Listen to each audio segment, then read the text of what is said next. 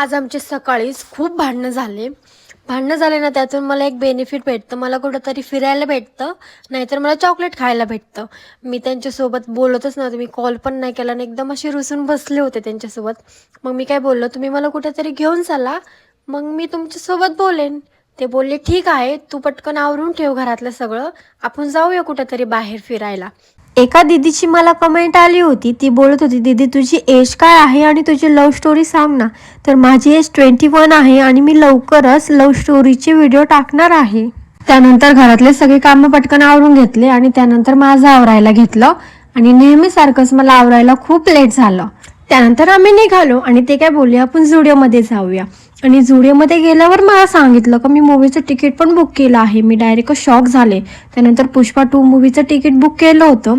त्यानंतर आम्ही मूवी पाहिला. खूप छान असा मूवी आहे.